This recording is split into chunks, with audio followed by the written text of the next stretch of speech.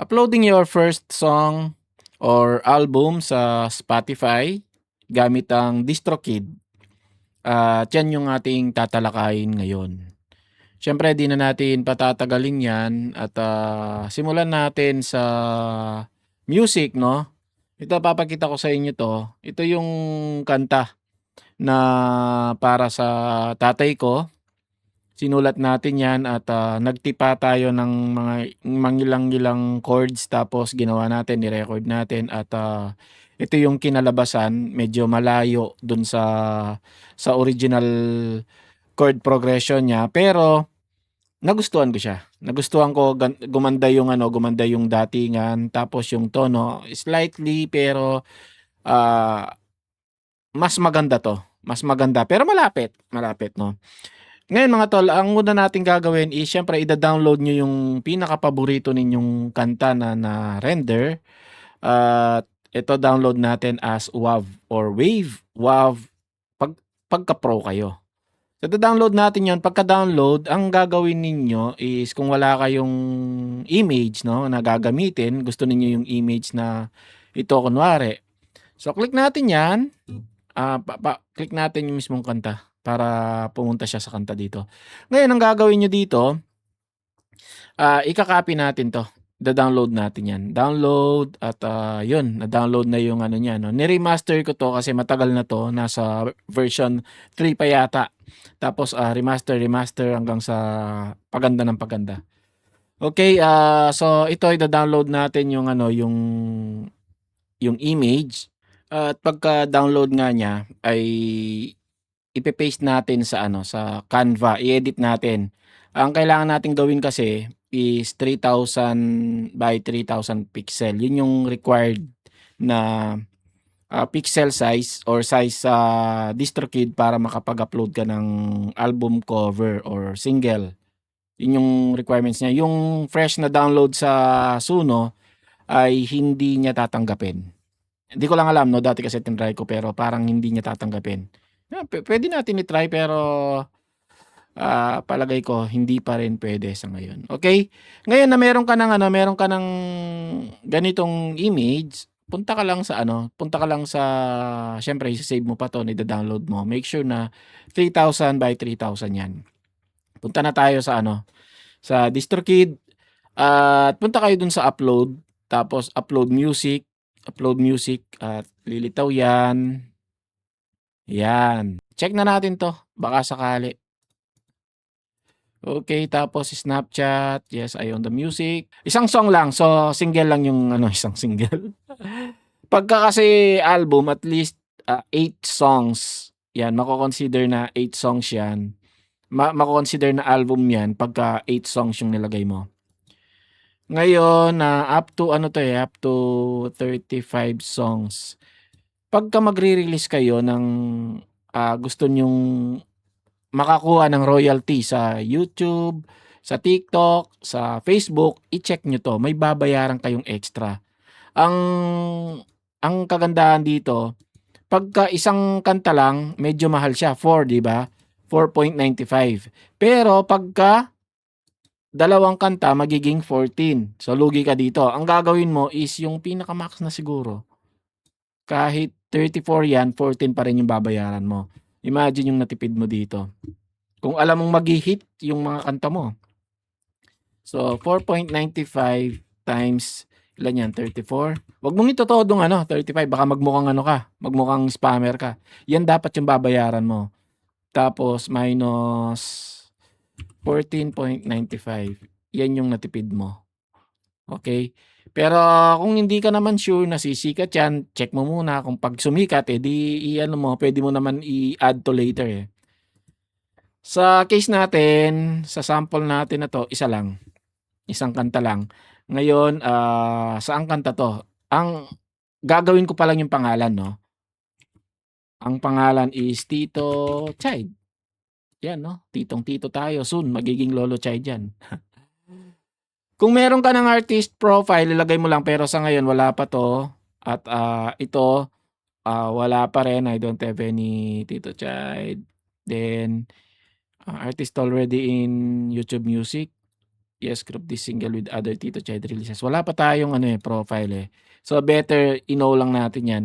Then ito kasi, yes, group this single with other Tito Child releases. Wala pa tayong releases sa Facebook. So ang gagawin natin, ino-know muna natin 'to, or pwede mo nang ilagay yung hindi ko alam kung magwo-work ito, no? Kasi wala pa namang releases sa ano ko eh, sa channel ko na 'yan.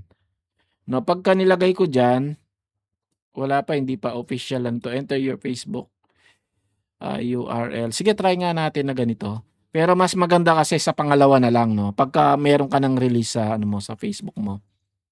Anyway, try natin. Tapos ito-today na natin 'to. Meron tayong tinatawag na pitch, yung pitching, no? Magre-release ka 2 weeks. Yan, kunwari i-re-release mo siya ng itong 20. Pero yung pitching siguro tsaka na natin pag-usapan kasi magbubukas tayo ng Spotify doon eh. Ipi-pitch mo siya sa mga editor. No, pagka pinitch mo siya, baka sakali lang na mapili yung kanta mo at ilalagay nila sa mga playlist nila. Baka sakali lang. Pero para sa akin, medyo malabo yun. Tito Child, gawin mo lang ganyan, no? Yung record label, Tito Child, English, Tagalog yun eh. So, Tagalog, Filipino, Tagalog, ayun. Yung genre ng kanta is alternative ang datingan. Alternative. Tapos ito na yung image. Ito kasi yung recommended image are 3,000 by 3,000. Ito yung sinasabi ko sa inyo. Okay, so ilalagay na natin image na ginawa natin. So, ida-drag ko na lang, no? Okay, papakita ko yung yung fresh from download sa Suno, no? Ito.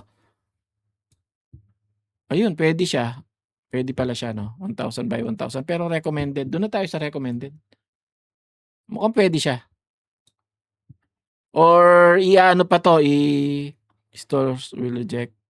Okay, doon na tayo sa 3,000 by 3,000 para safe. Pamagat niya is Tatang. Isa lang naman to, no? Ito, no lang natin. Yan lang natin. Normal version, yes. Tapos, ida-drag lang natin yung kanta. Saan ka na? Drag natin dito. Ayun. So, since na-drag na siya, pag nyo nang kikiklik to, may bayad to eh. Tapos, another artist, ayan, music and lyrics. Pwedeng lyrics lang yung ilagay mo, pero lagay mo na rin yung music kung ginawa mo naman talaga eh. Yan. Lagay na natin yan. Tapos, explicit lyrics, no naman, no? Wala naman tayong mura-mura dyan. Radio edit, no lang din. Then, instrumental, may lyrics siya. Tapos, does this song include AI-generated music? Hindi, lahat eh. Dito lang talaga tayo eh. Yan na lang, yung AI music. Yan yung pinakatapat na magagawa natin. Add. Okay, lagyan natin. Ang performer is, lagay na lang natin dito, others. Other.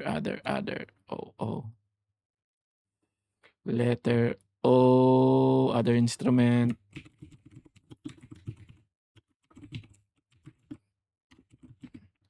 Tapos, producer na lang. Ikaw yung nag-produce eh. Ganun din, yung pangalan mo. Okay. So, wala na tayong i-click dito. At para wala tayong babayaran, no? Okay na natin tong mga to. Then, continue. Tayin lang natin na ma-upload. Yan, wala na akong artist na slot. Gamit na lahat. Okay, pati yung artwork kasi talaga, yung artwork ay chine-check nila. Please wait. Yun. Pwede natin pakinggan. Ang problem is baka hindi nyo rin mapakinggan, no? Use my original na lang. Yan, no?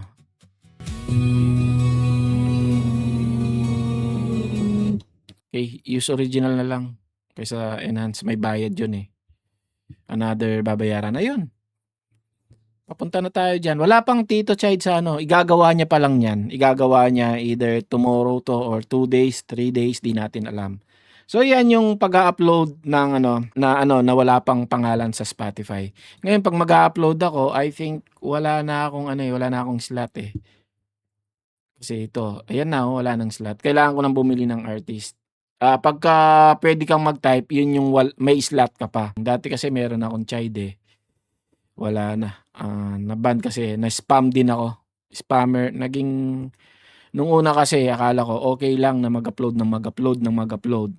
Kasi more uploads, yun yung iniisip ko na more chances na maging sikat yung kanta. Yun pala is meron silang nade-detect nila na nangi-spam ka na lang. So, dun sa channel ko na yon, dun sa child na yon is nadamay pati yung mga nagge-generate ng maraming streams. So, lahat ng account ko sa DistroKid, hindi lang yung artist yung binan. Dun sa specific na account na yon, pati yung limang artist ko ay nadamay. Actually, yung isa hindi ko pa nagagamit, eh. Nadamay lahat. So, nagiging maingat na ako ngayon sa pag-a-upload para hindi magmukhang spammer. Okay, so I think, yun na. At wala na tayong maidadagdag dito. I think yun lang mga tol. And maraming salamat sa patuloy na panonood at pagsuporta sa ating mga AI music videos. At sana suportahan nyo rin yung ibang mga courses natin na libre, na binibigay lang natin ng libre. Thank you mga tol and God bless.